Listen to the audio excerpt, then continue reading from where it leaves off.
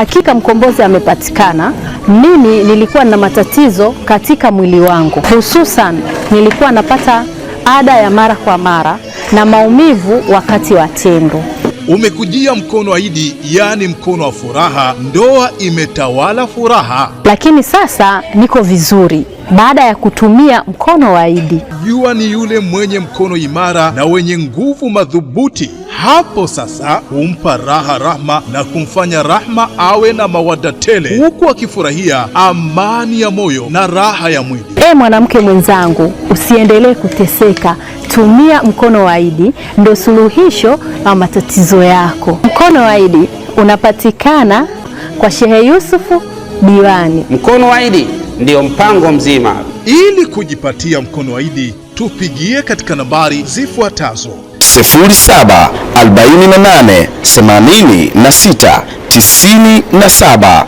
0748869733 au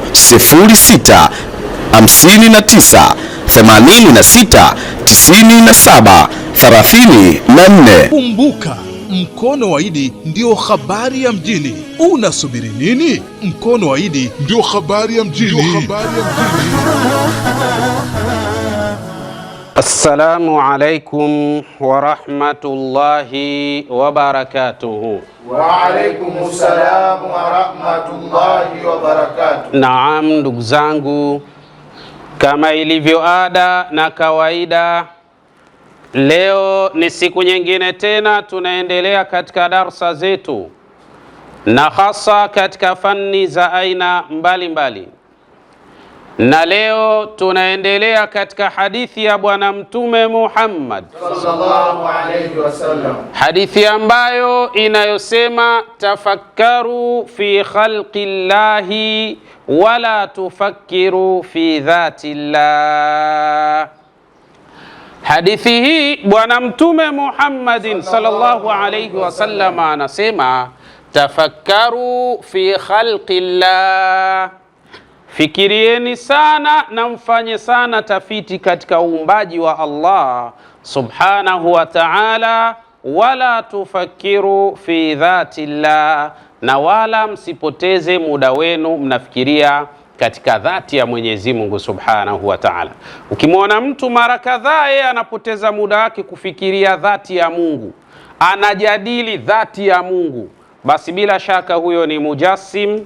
Na kwa kuwa huyo ni mujassim, maana yake ana Mungu mwingine aliye tofauti kabisa na Allah tabaraka wa taala. Tusemeni la ilaha illa Allah. la ilaha illa Allah. Kwa hiyo hadithi za namna hii, tulipokuwa pale Ghazali Muslim School, mashekhe zetu walipokuwa wakitusomesha hadithi za namna hii, walikuwa wanatuambia tuanze kuwatafiti na kuwatafakari vema viumbe wa Allah subhanahu wa ta'ala, ili tuweze kumjua Allah tena katika hali ya kumjua biidhnillah subhanahu wa ta'ala. Mmoja katika darsa ambalo tulimsoma al-hirba, kwa maana kinyonga. Tukatazama jilduhu, ngozi yake. Lakini kadhalika baada ya kuitazama ngozi ya kinyonga, tukaja kutazama ainuhu, jicho lake kinyonga. Na leo sasa tunakwenda kutazama lisanul hirba, ulimi wa kinyonga. Tusemeni la ilaha illa Allah. La ilaha illa Allah. Ujue tunatembea katika yale maneno ya Bwana Mtume Muhammadin aliposema tafakkaru fi khalqillah, wachunguzeni muwatafiti viumbe wake Allah tabaraka wa taala. Sasa ulimi wa hirba, ulimi wa kinyonga, huwa adatu saidin mudhhilatin. Kwanza, huu ulimi ni moja katika chombo imara ambacho anakitumia kinyonga katika kufanya mawindo yake. Kinyonga anawinda, anakamata kwa kutumia nini? Ulimi. Hapa utaona uumbaji wa Allah subhanahu wa ta'ala, na ukiyajua haya utasema subhanaka ma khalaqta hadha batilan subhanaka faqina adhabe nar. Lakini yatamayazu bisur'atin fa'iqatin taslu ila 22 kilomita fi saa. Lakini namna ambavyo Allah subhanahu wa ta'ala alivyomuumba kinyonga, yani namna anavyotoa ule ulimi wake kwa haraka zaidi, kasi yake inaweza kufikia kiasi cha kutembea kwa kilomita 22 kwa saa. Yani ile kasi ya ulimi wa kinyonga, namna inavyotoka na kwenda katika kiindwa chake na kurejea tena katika mahala ulimi ulipo, basi ile kasi yake inakadiriwa ni sawa na kutembea kilomita 22 kwa saa moja. Tusemeni la ilaha illa Allah. La ilaha illa Allah. Manil fa'il huwa Allahu subhanahu wa ta'ala. Aliofanya hivyo ni Allah subhanahu wa ta'ala. Wewe unajifunza nini kupitia katika mdudu huyu? Kwa hiyo kuanzia leo utatoka hapa darasani unafahamu wazi shahir kabisa ya kwamba kumbe ile kasi ya ulimi wa nani?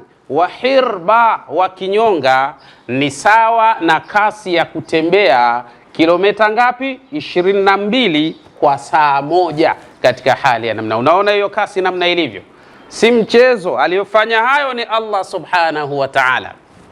Lakini wayumkinuhu al-imtidadu limasafatin tuadilu dhifa tuli jismiha.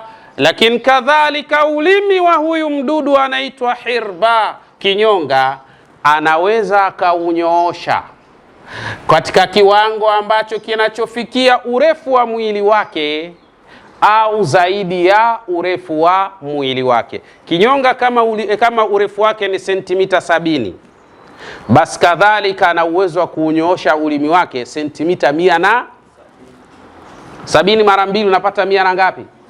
140. Tunakwenda sawa?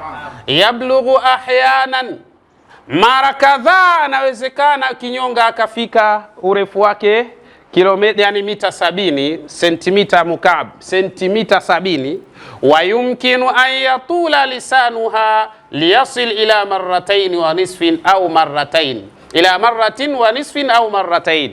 Na imefahamika ulimi wake inawezekana ukawa ni mrefu zaidi ya nani? Ya kinyonga mwenyewe, mara 1.5 au mara 2 kabisa. Ulimi wake una urefu wa kiasi cha namna hiyo. Tusemeni la ilaha illa Allah. La ilaha illa Allah. Tena la ilaha illa Allah. La ilaha illa Allah. Sasa hii ni namna ambavyo Allah subhanahu wa ta'ala amemuumba kiumbe huyu, au marrataini dhufi tuli jismiha alkamil, au mara 2 kiasi cha mwili wake ulio kamili. Yani ulimi unakuwa ni mkubwa zaidi yani ni mrefu zaidi kuliko urefu wa kinyonga mwenyewe namna alivyo katika hali za namna hii. Sawedi la ilaha illa Allah. La ilaha illa Allah. Wa yamtaddu ala adalatin bisur'atin wa haykalin azami. Lakini kadhalika Allah subhanahu wa ta'ala ameujalia ulimi wa nani? Wa kinyonga. Wa yamtaddu ala adalatin, Allah subhanahu wa ta'ala ameujalia una misuli ule ulimi. Yani ulimi wa kinyonga ni kama msuli. Maana yake unaweza ukatanuka na unaweza ukasinyaa, unaweza ukarefuka na unaweza ukawa mfupi. Yani kama jinsi ambavyo unavyoona msuli namna unavyofanya, basi kadhalika na ulimi wa kinyonga Mwenyezi Mungu subhanahu wa ta'ala ameumba katika mfumo wa hali ya namna hiyo. Allah anatisha katika uumbaji wake. Na hii inakuwaje? Bisuratin wa haikalil adhami lisani ustuwani, kwa wepesi wa namna ulimi unavotoka kwenda katika kile kiindwa chake, na aina ya maumbile ya mifupa, namna Allah subhanahu wa ta'ala alivyoumba ulimi wa kinyonga ni ulimi ambao upo katika umbo la ustuwani. Yani ustuwani maana yake huku mbele una ncha au una mabomba. Yani ndio namna jinsi ulivyo ulimi wa kinyonga, katika ncha yake kuna mabomba maalum kabisa. Hayo mabomba Mwenyezi Mungu ameweka kwa ajili ya kutengeneza nishati. Tunaelewana vizuri eh? Yani ukitazama wataalamu ambao wanakwenda kutengeneza hizi ballistic missile, utabaini ya kwamba ni watu ambao wamemsoma vizuri kinyonga, wakabaini kwa kinyonga ndio akawapa maalumati ya kutengeneza hayo makombora mnayasikia ballistic hayo. Yanatoka kwa nani? kwa mdudu anayeitwa kinyonga. Wewe kama Muislamu ambaye Bwana Mtume sallallahu alaihi wasallam anakuambia wachunguzeni, watafitini viumbe wa Allah, umefanya tafiti ya namna gani na imekupa nini katika ulimwengu huu? Hakuna mtu anafanya tafiti katika maneno ya Mtume. Hakuna mtu anafanya tafiti katika maneno ya Allah subhanahu wa ta'ala. Wanafanya tafiti katika maneno ya Mtume wale ambao sio Waislamu, na wanafanya tafiti katika maneno ya Allah wale ambao sio Waislamu, na sasa wanavumbua vitu vikubwa, wanaitawala dunia. Sisi tumebakia kama mazombi tu, tueleweki namna tu ovyo ovyo. Yani kwetu huku mtu mwenye ilmu kubwa ni yule anayeradi, ndo ana ilmu kubwa, si vituko na vichekesho hivi. Mwenye ilmu kubwa ni yule anayefanyaje? Anayeradi.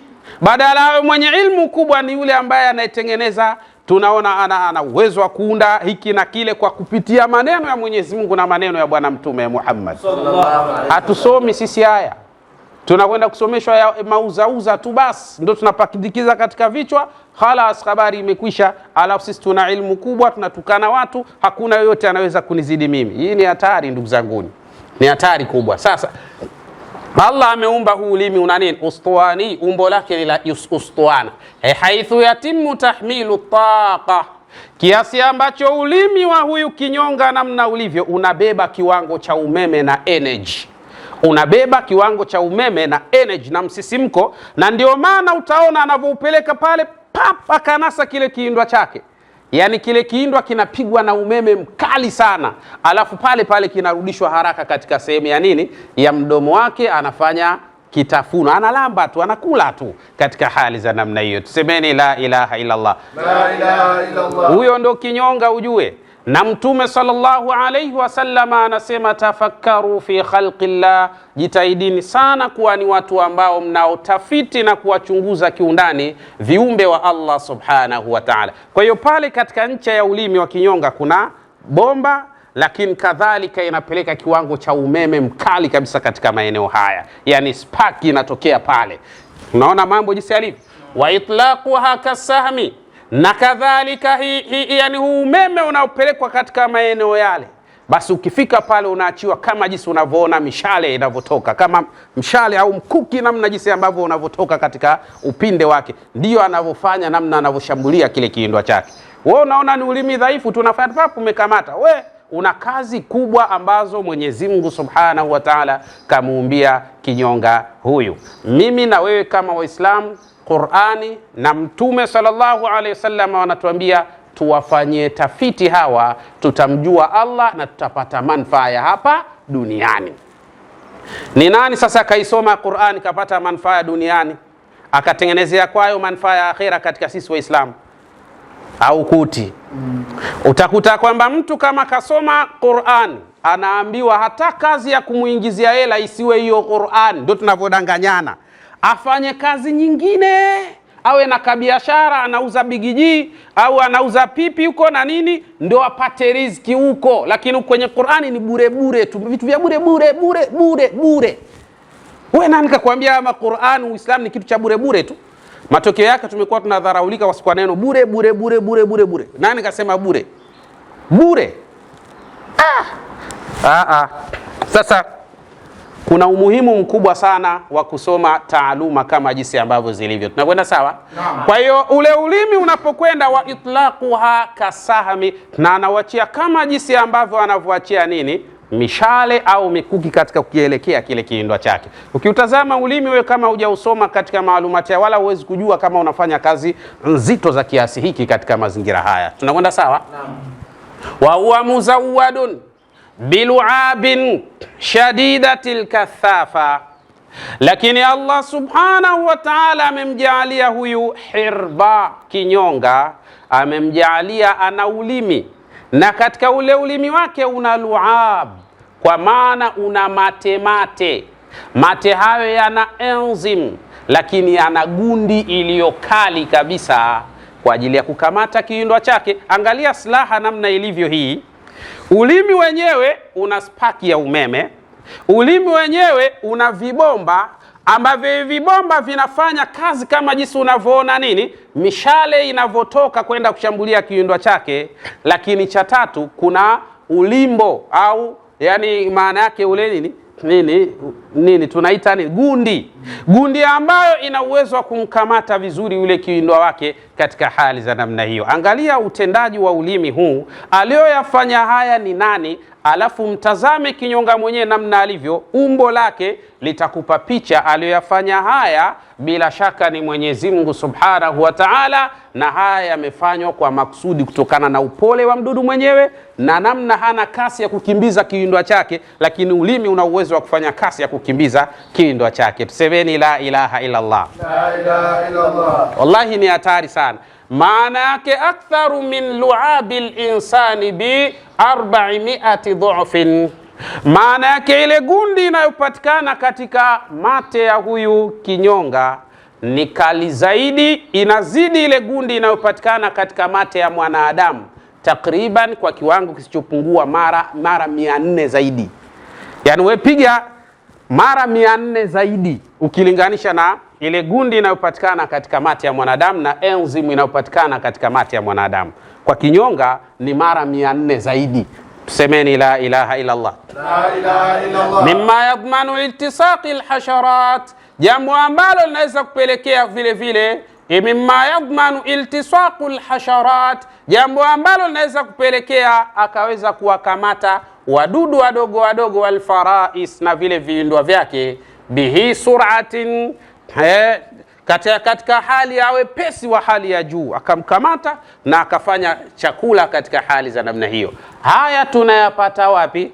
Tabayyana li fariqi min alulama alfaransiyin wa belgikiyin, lakini haya yamebainika kutoka kwa wanavyoni wa Kifaransa, wameabaini haya, lakini na wanavyoni wa Kibeljika wa Kibelgiji nao wameabaini haya, wakasema anna qudrata alhirbai ala ibqai faraisiha, ya kwamba uwezo wa kinyonga katika kumdhibiti vizuri yule kiwindwa wake multasiqatu bi alsinatiha atawila najimati an kathafati lu'ab. Anasema ule uwezo wa kuweza kumdhibiti vizuri kiwindwa chake ni kwa sababu ulimi ule una gundi, tena gundi ambayo ilikuwa nzuri, lakini najimati ala kathafati lu'abiha, iliyotokana na aina ya enzim zilizo katika mate yake ule ulimi katika hali za namna hii. Unajua katika mdomo wa kinyonga kuna sehemu inaitwa aqrabu saa, yani kuna kajisehemu kanaitwa kama vile kanataka kufanana na mshale wa saa. Hapo ndio kuna enzim inaitwa alcollagen. Hii collagen ndio ambayo inatengeneza yani igundi, lakini kadhalika ina asidi ya kuweza kuozesha, na kwa mwanadamu collagen kila mwaka inaenda inapungua katika mwili wake. Na jinsi ambavyo inaenda inapungua kila mwaka, ndio mwanadamu anapata tajaidul jildi, mikunjo ya ngozi. Ndio nasema fulani kawa mzee, collagen inafanyaje? Inashuka kila mwaka, inapungua kwa 2%. Tunakwenda sawa mpaka unafikia wakati sasa fulani bwana kazeeka, unaona uso unajikunja, mikono, basi inakuwa ile hormone ambayo inaitwa au enzyme inaitwa alcollagen inafanyaje? Inashuka.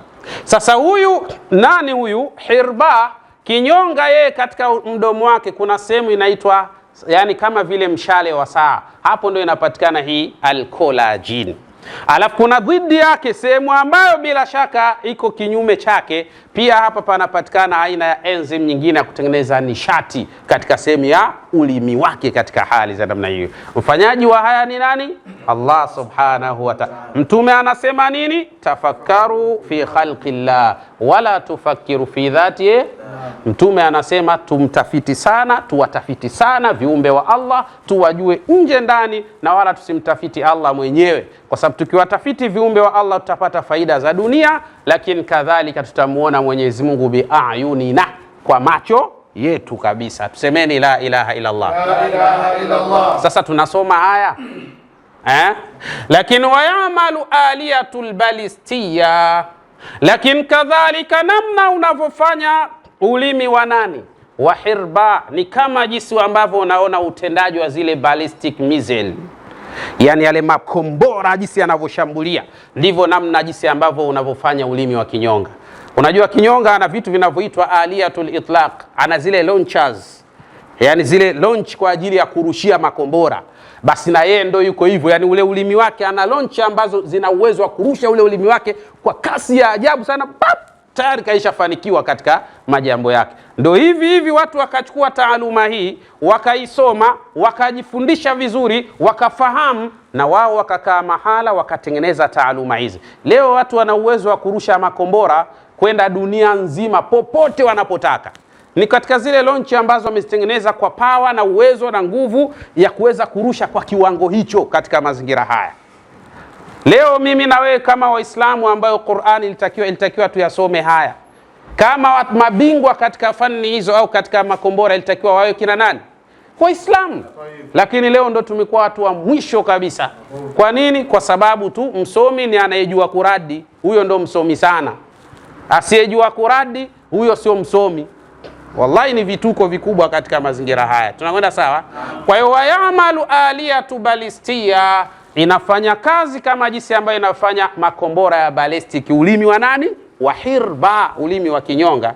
Taatamidu ala takhzini taqa, kwa sababu ulimi namna jinsi ambavyo ulivyo unategemea hazina ya misisimko pamoja na milipuko, na unategemea hazina ya kiumeme katika ulimi wake. So mzembe vile unavyomuona, Mwenyezi Mungu amemwekea majambo makubwa sana yule mdudu yule. Usimuone hivi unavyomuona, ana makubwa, na anakufunza we namna ya kutengeneza mambo, namna ya mashambulizi, namna yalivyo, sawa? Lakini fi aliyafi collagen, kuna kaji sehemu kanaitwa aliyaful collagen, ambapo kazi yake utengeneza ule unyevu wa nini? Wa collagen, ambayo hii collagen tumeona nini? Ni enzyme, sawa? Ambayo enzimu hii inafanya kazi gani? Inatengeneza, kwanza inakuwa na gundi kali, lakini kadhalika ndani yake kunakuwa na enzimu ambayo ina uwezo wa kuozesha. Manake ni collagen mara nyingi sana inakuwa ni enzimu ambayo ina kemikali.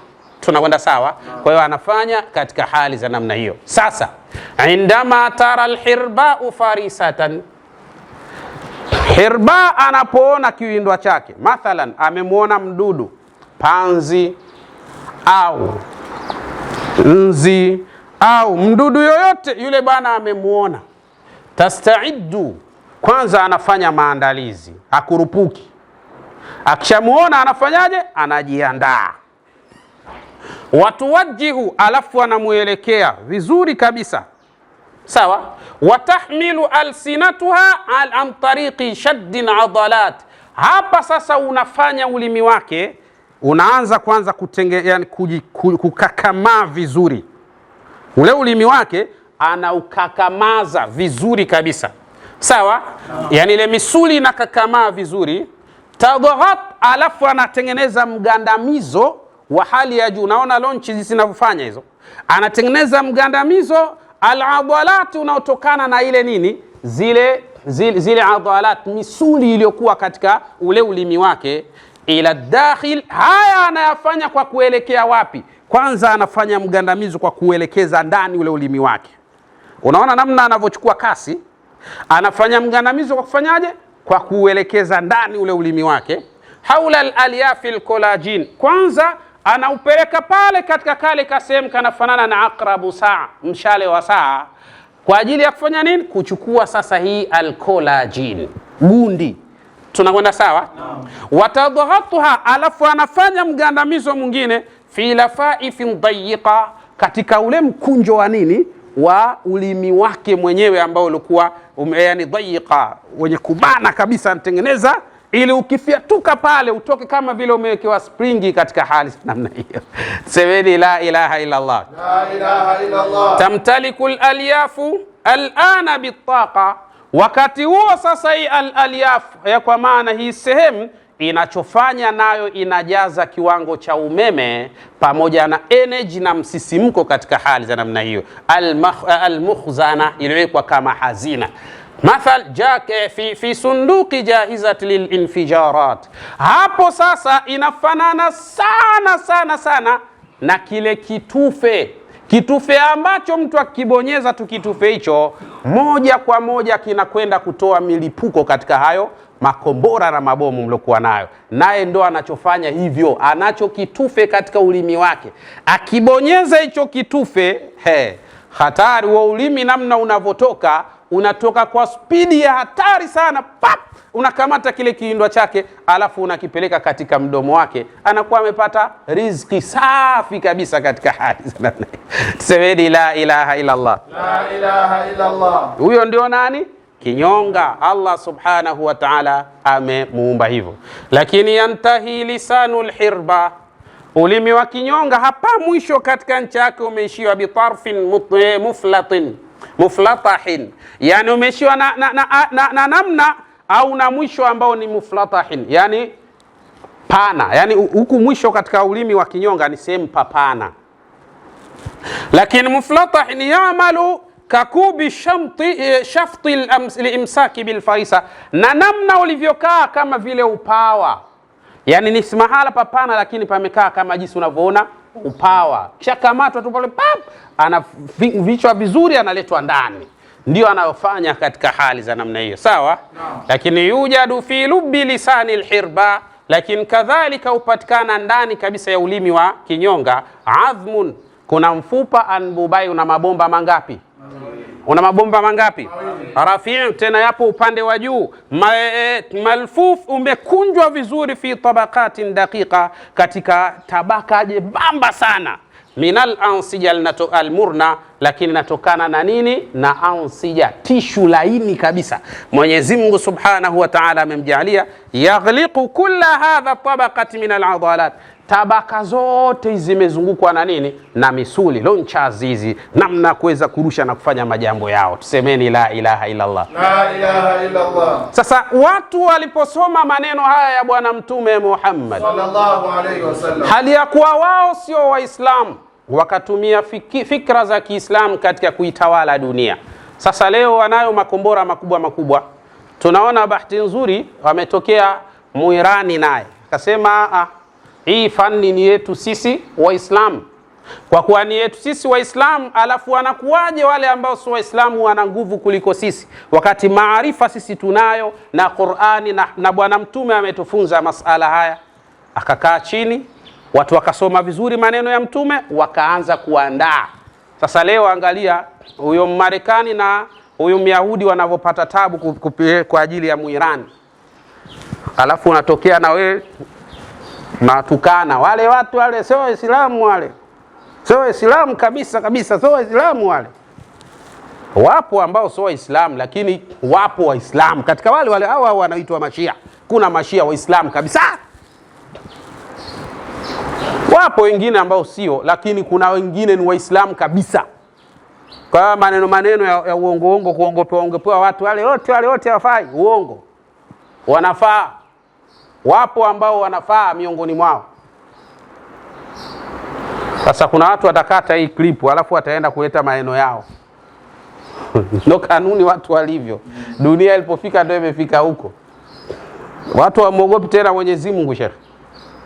Kwa hiyo inshallah tujamani, tunaposoma Qur'an, tukasoma maneno ya Bwana Mtume, tujitahidi sana kuyasoma kwa ufahamu sahihi. Tusisome kama tunaimba tu. Na watu wamemezeshwa kwamba Qur'ani na hadithi za Bwana Mtume hiyo ni ilmu ya akhera. Kwa hiyo dunia we haikuhusu. Inatakiwa tuanzie hapa duniani, tuitengeneze nini? Akhera yetu. Sasa kinyonga anatoa formula ya namna ya kutengeneza ballistic hizi mizeni. Wewe hata hujui kama haya yalishafundishwa katika Uislamu. Kuna watu labda leo ndo watakuwa wanashtuka, anaona kumbe Uislamu ushafundisha. Ndio ushafundisha, lakini wanaosoma haya wako wapi? Wako wapi? Hawapo. Na masomo yenyewe hayapo. Ni chuo gani katika vyuo vyetu, jamiati zetu hizo unakwenda unasomeshwa haya? Upati. Sasa hii ni hatari ndugu zangu. Tuyasomeni maneno ya Mwenyezi Mungu na ya Mtume kwa uhalisia wa namna jinsi ilivyo inshallah. Na mwisho kabisa niseme ya Rabbi, na kuomba warehemu wazazi wetu pamoja na mashekh zetu. Ya Allah, tunayafanya Mola wetu ikiwa tunapata thawabu. Ya Rabbi, tunakuomba thawabu zetu apelekee wazazi wetu pamoja na mashekh zetu, kwa kuwa wao ndio chachu sisi kuyajua haya, kwa hurma na utukufu wako ya Allah ya Rabbal Alamin. Assalamu alaikum wa rahmatullahi wa barakatuhu. Hapa mkononi mwangu nao mkono wa Idi. Fahamu kwamba ni mjumuiko wa vitu 14 vilivyosagwa na kuwa unga. Ni pamoja na karafuu, filfil abyadhi, filfil aswadi, kungumanga, tangawizi, mjafari, holinjan, mbegu za msonobari, habati rishad, basbas jauza, juisi ya kitunguu maji na asali halisi ya nyuki. Wewe mwanamume ambaye unataka kuwa imara zaidi ya simba, ina utendaji wa ajabu. Ni dawa ya kisuna iliyo madhubuti kwa kuleta utamu katika tendo la ndoa kwa mke na mume. Mimi nilikuwa na matatizo katika mwili wangu, hususan nilikuwa napata ada ya mara kwa mara na maumivu wakati wa tendo. Hakuna tena maumivu ya tumbo, ni raha juu ya raha. Lakini sasa niko vizuri baada ya kutumia mkono wa Idi. Hurejesha hisia zilizopotea, kuondoa uvimbe kwa kina mama na hupangilia ada. Mwanamke mwenzangu, usiendelee kuteseka. Tumia mkono wa Idi, ndio suluhisho la matatizo yako. Maumivu ya tumbo, harufu mbaya sehemu za siri, hawasikii ladha wala hawatamani kuingia katika tendo la ndoa. Na pia huzibua mirija ya uzazi kwa akina mama. Pili, huwapa ladha kina baba na huwaondoshea mfumo jogoo. Mimi sipendi uzembe na ulegevu tena, napenda ukakamavu na uimara zaidi. Ili kujipatia mkono wa Idi, tupigie katika nambari zifuatazo: